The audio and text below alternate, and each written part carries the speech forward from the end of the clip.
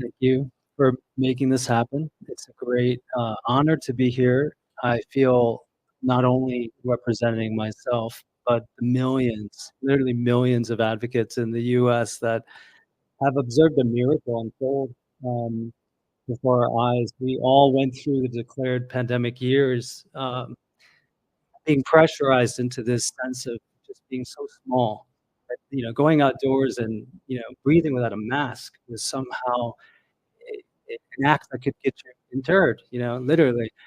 And what we all went through as individuals was also discovering, the root of true sovereignty, which is nobody has the right to penetrate your body, and certainly on a higher level, your mind. And of course, that was what was most egregious, right? The memes that were circulating at the time, which later were weaponized and could get you arrested thanks to the EU Digital Services Act and the UK Online Safety Bill and similar legislation they were attempting to push through and still are in the US. But that the media was really the most lethal of all um, uh, viral sort of contagions and vectors of morbidity. And so the other side of that now is that in the United States, there is such a profound sense that we have truly retaken, our country, and that this constitutional republic that we, every day through our actions are vivifying, right? Through our actual beliefs, you have to put them into action through civil engagement, has resulted in such profound representation of our own people. Bobby, I know him as Bobby. He's Secretary Kennedy now, which is, again, a miracle, but it is true. He was put on a list alongside myself and other doctors in the United States that at the time were the loudest and the earliest to warn the public about the dangers of the mRNA jabs. And based on the government's own documented, post-marketing surveillance data they released in October of 2020, saying they were going to look for death and 27 other potential life-threatening side effects of the jabs. We reported on it, and they, did a press conference essentially saying we were killing millions of people by, spreading missing information, essentially.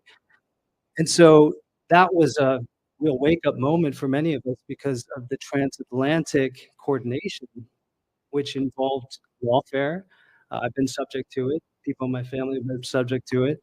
And here we are with this opportunity to, take the other side of that, which is crossing the ocean, literally, and these ideological divides, to feel akin and to experience that empathic connection, just to be with people.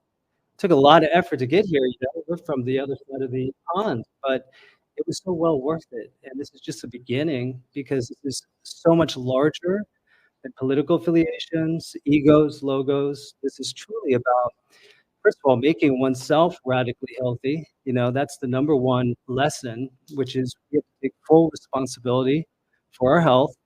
If we do that, if we acknowledge that we've co-created at the very least the conditions that lead us to suffer, then of course we can uncreate them. And so that's the beauty of taking that level of responsibility.